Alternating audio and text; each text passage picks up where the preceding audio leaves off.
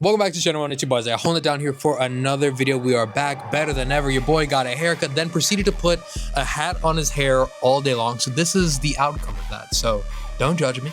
This is a grown man's decision as well to grow out a mullet and a mustache, comically large mustache as well, and a singular earring. Now that we've got that out of the way, because maybe you've never seen my face before and you're slightly disgusted by it, in which I would say, fair. But this is my face, and I wake up and laugh every time I look at it. Either way, bunch of things to talk about. We are back talking about news. We're not doing Reddit stories this time because I just saw the headlines and thought, man, what an awful timeline we live in. Like every day just continues to be a recurring nightmare at this point. It just progressively gets worse though. So we'll talk about the Epstein thing. We won't get super in depth into it because there are thousands upon thousands of documents, emails, and text messages and videos and pictures of nastiness. And a lot of things are also, all the nastiness that we've learned, a lot of things are still being withheld as well, which is, wasn't the idea of the whole Epstein release. I think everyone had in their head, oh, we're going to get a bunch of names and we're going to learn about the awful things about society in the United States and the worldwide implications of this list. We're never going to get that list. And that was clearly made obvious today. But either way, I want to start with the lighter topic here because I think it is absolutely hilarious that in 2026, we have a full-on documentary about Melania Trump, which, mind you, in itself, right? Like anyone can make a documentary. You do you. I just think the concept that in 2026, they funded that movie, did marketing for that movie, and thought, man, this is going to be a banger. Like, we need this in modern day society. Clearly, that was not going to happen because who in their right mind wakes up and thinks, you know what I want to do with my life? I want to go to the movie theater, 1. I want to buy tickets for a movie at said movie theater. That's number 2. Number 3, I'm probably going to get some snacks, a little soda, a little popcorn action, a little bunch of crunch action. Now, if you're a real one, you know, bunch of crunch is the way to go. I'm not talking about just regular popcorn. That's basic energy. You get your nachos your mildly hot dog as well. But I'm telling you, the little box of a bunch of crunch, that's the way to go. Nonetheless, after we've got all the snacks and everything involved, you're spending maybe like 30, 40 bucks going to the movie theaters and you're picking the Melania Trump movie. Now, I think even the biggest Trump fans around the world, I have a hard time believing there's people that are excited about this movie that want to go watch this movie. Nonetheless, here we are in 2026. Now, mind you, this documentary, you're going to think, well, surely a couple $1,000,000 or $100,000 have probably gone into this documentary. And I would say, you know what? That makes sense for any documentary, right? For any movie production, there's a bunch of things that go into it. Obviously, you got to make the movie. You got to hire people to make the movie, editing, directors, scores are being made. Maybe you're licensing music, all those things involved. You're probably spending millions of dollars. It's a big name, right? Melania Trump. Now, the idea that this movie, Amazon makes this movie and an estimated budget of $75 million. You're telling me Melania Trump has the highest budget of all time, I imagine, for documentaries? Melania Trump. The people around the world need that storyline for $75 million. Now, I get it. Once again, exclusive documentary. If there's not a couple of shady activities going on behind this said movie, I don't know what to tell you. I feel like that is clearly obvious at that point, especially considering you know everything about Melania Trump and you know the audience that she would garner. It's not that big. And the idea that they're spending $75 million, so it's $40 million to acquire and then do production fees and adding another $35 million in marketing. And you're telling me you thought this was going to make bank? You thought you were at least going to break even with this documentary? The opening estimation for this weekend, the box office for Melania Trump's documentary, is $5 to $8 million. Not 50 or 80 or 500 million. Like, this is not a Marvel movie. They put Marvel movie money into a documentary that's gonna make $5 to $8 million. You're telling me that's just normal business activity. You're telling me big Amazon that's in the NFL, it's in the NBA, that makes big time money moves, said, you know what we're going to do? We're going to eat the loss of $75 million for an 8-ish, and that's a very positive estimation. 8 million. Let's say they've reached the tip of the iceberg. 75 million, you made $8 million opening weekend. And I know how, box offices work. It's only going to get lower. It's not getting hot. You're not going to like struggle week 1 and then get better week 2. That's typically not how it works, especially considering maybe the life-saving alternative, right, is it's got great reviews. Like, it ends up being like a great documentary. That is not the case. The last time I looked at Rotten Tomatoes, now I will say, obviously, it's Rotten Tomatoes and everyone's got their own opinions, so it doesn't mean it's factual, right? But this is what the general vibe of everyone's rating it right now. It's got an 8% rotten. 8%. You think people are going to go to the movies for an 8% rotten movie about Melania Trump, an hour and 44 minutes, a documentary on Melania Trump, and you're getting sold on that? You're lying to yourself. People who made this are lying. I read an article where there were people that were working on this movie, put actual hours of their life into this movie, got paid to do this movie, and said, don't put me on the credits. I don't want to be associated with this. I'll take the money, because, hey, we all got a price, okay? Everyone's got their own price. If that team came to... No, I'm kidding. I have morals, all right? I would never do this. Look at me standing on business. But the idea that this is that much money going into this, it's so bizarre to me. And obviously, maybe this was like, hey, Bezos, I got you. Whatever you need, I got you. Whatever, tax incentives Amazon needs, I got you. But Melania needs this movie. She's been wanting this movie. The people have been wanting this movie. I don't know. I will say that maybe there's an audience of people that go and hate watch it, that play like a drinking game within the movie theater, right?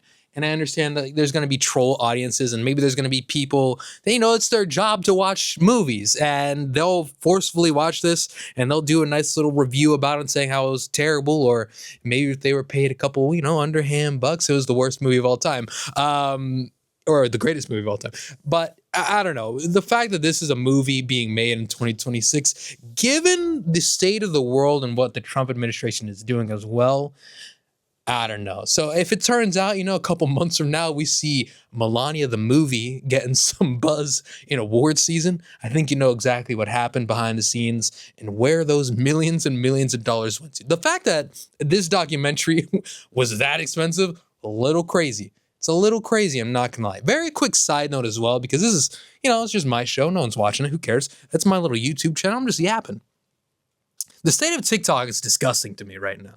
There was a transfer from the Chinese company that was owning TikTok, and then it transferred to Oracle, who's now in charge of TikTok. And obviously their servers were battling weather issues down, and so is most of the United States, the eastern coast, the middle of the United States.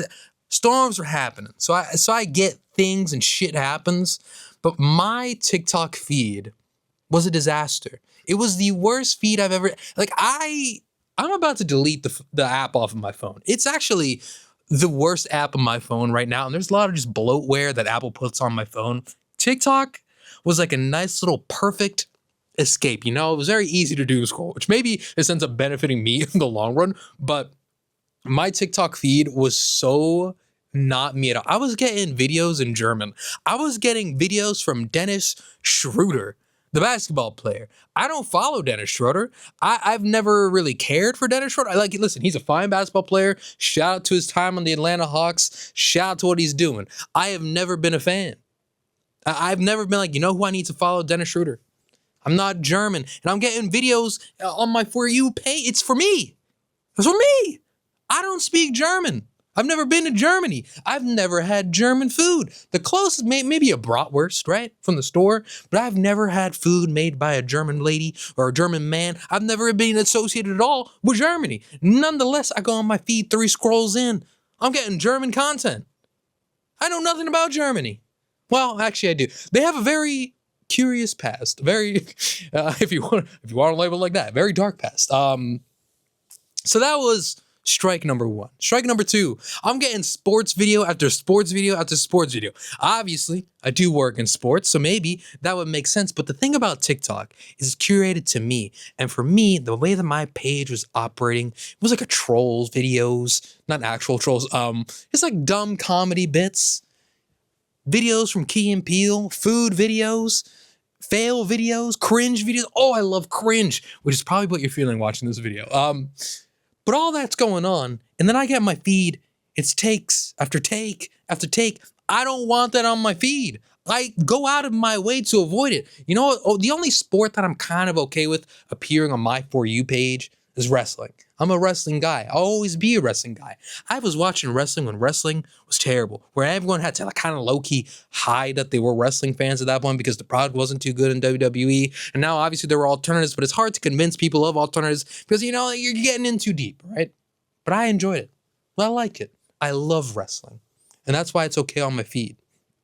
But the idea that my feed was then sports takes, German content, and Dennis Schroeder, who I don't follow, the whole time, and you expect me to return to your app. But I will say this, the benefit of the Oracle takeover of my TikTok. You know, I don't really make videos on TikTok anymore, so I don't really have any blood, sweat, and tears into the app itself, right? So the benefit for me is that my screen time was actually significantly down, okay? I didn't reach my little limit because normally when I get like my limit, I have little screen limits. I didn't reach my limit for said amount of time on my phone. So that was nice, right? But I will say, fix it. Fix your app. The app's terrible. And I think there was like an article that I read. I don't know if I could find it as I'm doing this, but there was like a high ranking people of just uninstalling, like TikTok uninstall surge 150% after the US takeover just a few days ago. So I imagine maybe those numbers probably leveled out at some point within the time period, or they continue to rise because the app sucks. But I will say there's a lot of fascinating reactions to that, right? Because there's a lot of people that have built careers on that app, and it can be so quickly taken away from you like that. Like at a snap of the finger, the algorithms can completely cut out, and maybe your videos that you're used to getting like 10,000 views or 100,000 views, and now it's going out to nobody. Because I was reading a bunch of articles and seeing other videos too on people's YouTube channels or maybe on Twitter or on Instagram Reels, where they were talking about how normally when their videos are uploaded, no matter what the time, they get a significant amount of views initially, right? Because that's just, they have a built-in audience, millions of followers, so naturally it goes out to millions of people. So it kind of works quickly because they've mastered the algorithm, right? But then the same strategy going into things, and they were getting like 100 video or 100 views or 300 views, and they were stuck in 300 land. So that's got to be tough navigating that, and obviously a lot of people's livelihoods are in effect. Now, I'm sure a bunch of people are like, well, got a real job. But that is their job, right? Like they are social media influencers. And that's why I think it's important to really expand your portfolio, right? You can't just be a TikTok exclusive person or an Instagram Reels exclusive person, because at any point, one of those platforms can crash, or the algorithm can change completely, or they can one day just decide we're going to sell it to the US government. So if you're like a political commentator, suddenly your reach on certain topics is not really there, because obviously there's a bunch of technical issues that block people's posts about ICE, which is embarrassing that is the immediate impacts of a US government takeover of a app, is that, hey, we are going to censor you and there's nothing you can really do about it. But we will blame the weather. Specifically, the weather is going to block ICE-related content because, yeah, that seems logical, right? That's the only thing that's getting blocked is ICE-related content. So this is where we are in 2026. It's such a bizarre time. The timeline continues to be disgusting, and you can blame in 2016 when the Cubs won the World Series. I want to say that was the theory going on, which is why everyone was going back to that being the trigger point of everything going into an absolute nightmare disaster, and people reminiscing about the year 2016. Now, I remember 2016. I want to say I was in high school at that time.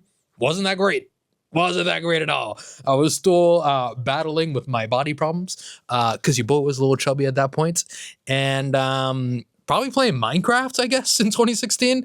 I don't know. I think the idea of reminiscing of 2016 is a little crazy, but then it also plays a factor. in 2026, it's 10 years ago, which is also disgusting. The grays are really graying as of late.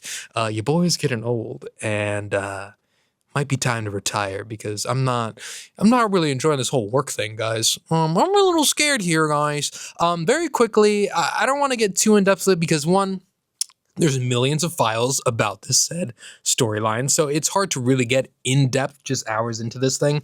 But we got more releases from the Epstein files, which included 2,000 videos, 180,000 images, a whole bunch of new emails and message response, and I feel like we got some association with the owner of the Jets and the Giants.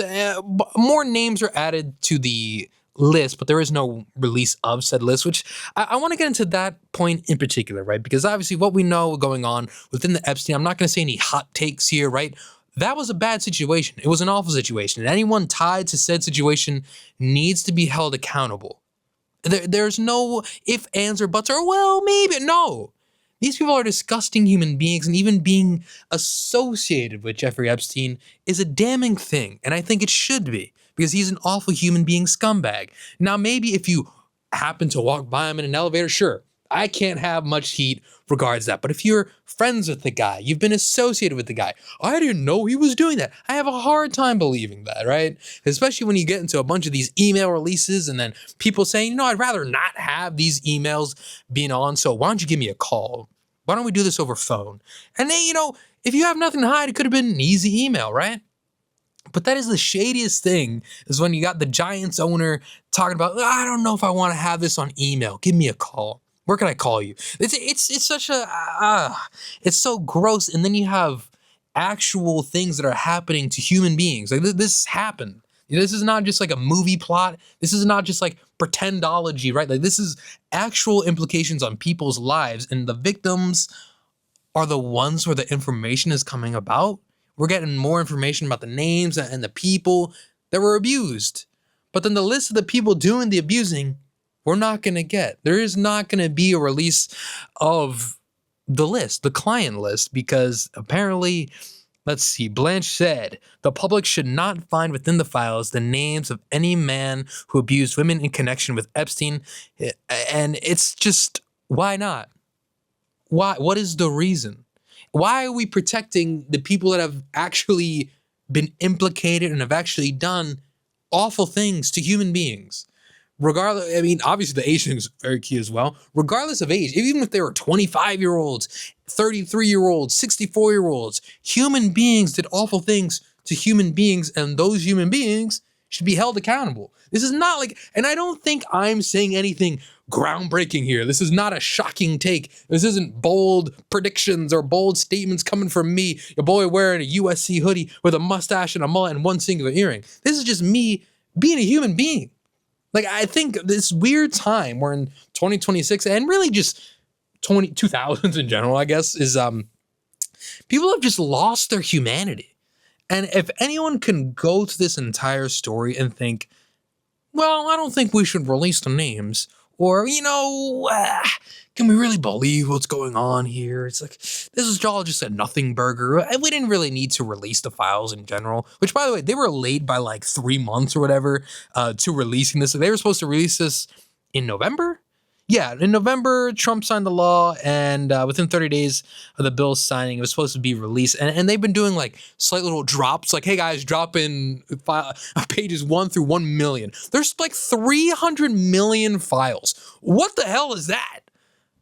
And another fascinating takeaway as well from this, in my opinion, too, is the idea that a lot of communication within the Epstein world was done on email, and that is bizarre to me.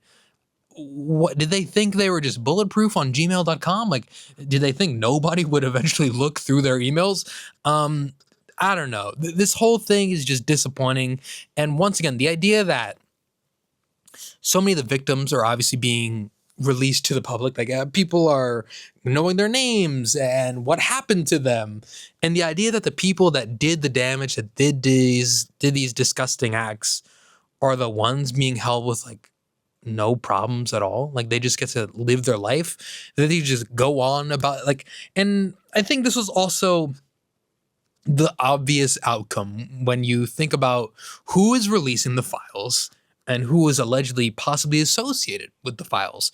The idea that these people would tell on themselves and tell on their friends, and people thought, oh, surely it would happen, is hilarious. The same idea where everyone would get student loan forgiveness. The idea that the US government would actually help the people of the United States is joke worthy. Like, it's never going to happen. There are always going to be self-interest. There's always going to be people looking out for their friends or people they're associated with, their business partners, right?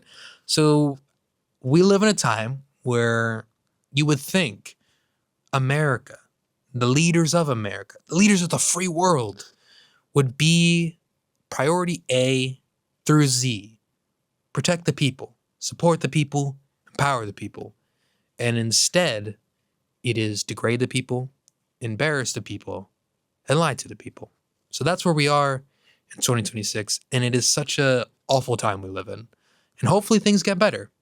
Because despite how terrible and how dark things get, the only thing that can keep people going is hope. So maybe there's hope to be had. Maybe things will get better. Because it's hard to say that things can get worse at this point.